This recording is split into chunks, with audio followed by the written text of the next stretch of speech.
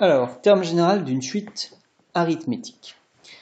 Alors ici, on cherche à obtenir le terme un d'une suite arithmétique directement en fonction de n, c'est-à-dire de manière explicite. On aimerait bien, vous savez qu'une suite arithmétique, pour l'instant, on l'a définie de manière récurrente, et en fait, on aimerait bien avoir une formule explicite. On aimerait bien avoir les deux, en fait.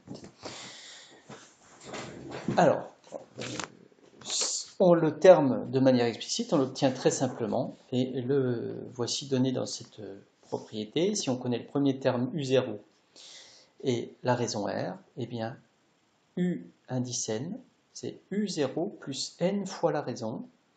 Et si je ne connais pas U0 mais UP, U indice n, c'est UP plus n moins p fois la raison. Alors, c'est très simple si on veut à comprendre, parce que si vous mettez U0 ici, je mets U1, U2, je mets des petits points, et puis UN. Moi, ce qui m'intéresse, c'est de calculer UN, en partant de U0. Comment je suis arrivé jusqu'à UN? Ben, regardez, j'ajoute ici plus R, ensuite plus R. Je continue comme ça. Et à la fin, j'ai ajouté un certain nombre de fois plus R. Alors, finalement, le UN que j'ai eu, je l'ai obtenu en partant de U0, en ajoutant une fois R, 2 fois R, 3 fois R, etc. et un certain nombre de fois R. Mais il y a combien d'étapes pour aller de U0 à UN? Eh bien, en fait, il y a n étapes. Donc, vous allez ajouter n fois la raison.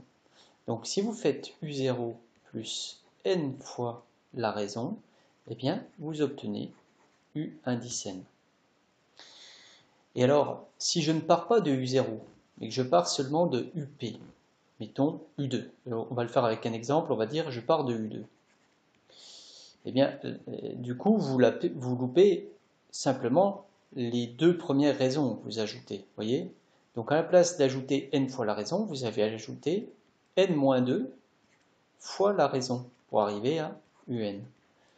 D'où la formule qui est up plus n-p fois la raison. Voilà, ça c'est une explication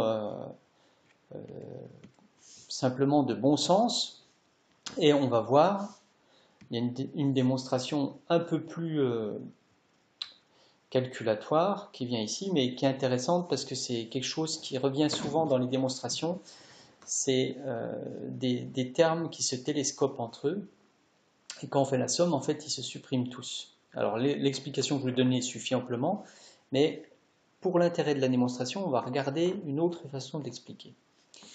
Alors, pour démontrer la première formule, c'est-à-dire un égale u0 plus n fois r, l'idée c'est d'écrire toutes les relations de récurrence entre la première donc entre U0 et U1, la deuxième entre U1 et U2, entre U2 et U3, etc.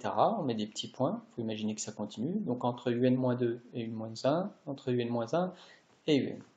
Donc toutes ces relations, elles viennent directement de la formule de récurrence de la suite arithmétique. Je les écris comme ça, et ensuite je vais faire la somme de tous les membres de gauche, et donc cette somme de tous les membres de gauche sera égale à la somme de tous les membres de droite, puisqu'à chaque fois j'ai des égalités. Si vous avez A égale B et C égale D, quand vous faites A plus B, c'est égal à C plus D. Alors qu'est-ce qui se passe quand on ajoute? Regardons. Vous allez avoir un U1 à gauche qui va se simplifier avec le U1 qui est là à droite. Donc celui-là, il s'en va. Le U2 qui se retrouve dans la somme de gauche va se supprimer avec le U2 qui se retrouve dans la somme de droite. Le U3 va se supprimer avec le U3 qui est là, et le UN-1 va se supprimer avec le UN-1 qui vient là. Pardon, avec le UN-1 qui est là, et c'est le UN-2, excusez-moi, il faut imaginer qu'ici, voilà, vous avez le UN-2 qui se simplifie. Donc on avait U1 qui simplifiait, U2 qui se simplifie comme ça, U3 qui se simplifie avec celui-là, UN-1 avec celui-là, puis le UN-2, il va se simplifier avec celui qui est là. Donc au final, il ne reste plus grand-chose. Dans les éléments qui sont à gauche, qu'est-ce qui va rester? Il va rester UN. Dans les éléments qui sont à droite, il va rester U0, le premier, il n'y a plus de U après, puis il va rester tous les R. Et là, il y en a combien de lignes décrites? Regardez, on va 1, 2, 3, 4 jusqu'à N, il y en a N. Donc, j'ai bien UN, il me reste UN égale U0 plus N fois R. Vous voyez, c'est une démonstration qui est intéressante par sa façon de faire. Alors, des exemples. UN défini par U0 égale moins 7, UN plus 1 égale UN plus 5. On a donc une suite arithmétique de raison 5 et de premier terme moins 7. Eh bien, en ayant dit ça, je peux directement écrire que U25, c'est U0 plus 25 fois la raison. C'est la formule qui est ici. U0, UN égale U0 plus N fois la raison. Donc U25 égale U0 plus 25 fois la raison. Et ça me fait 118. Ensuite, Vn, suite arithmétique de raison 4, et on connaît U6. Vous voyez, on ne connaît pas U0, mais c'est pas grave, parce que je vous ai donné la formule qui permet de partir de U6. Alors, plutôt que d'apprendre des formules par cœur, il vaut mieux se le dire en français, je pense. C'est-à-dire, vous voulez calculer U13, qui est là, ou ce que vous connaissez, c'est U6. Il faut se dire, pour passer de U6 à U13, je vais ajouter combien de fois la raison. Il y a combien d'étapes entre U6 et U13? Il suffit de faire 13 moins 6. Il y a 7 étapes.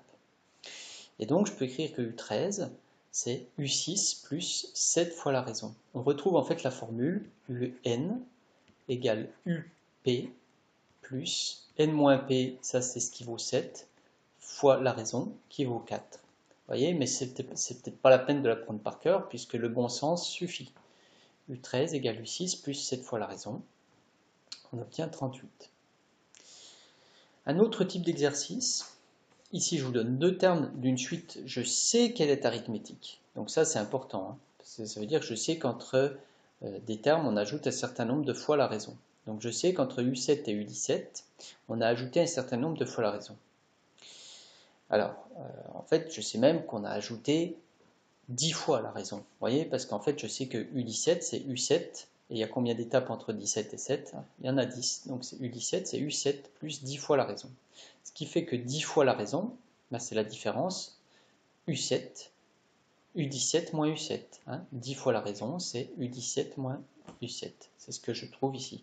Donc 10 fois la raison, ça fait 62. Et ça me fait que la raison vaut 62 divisé par 10, 6,2.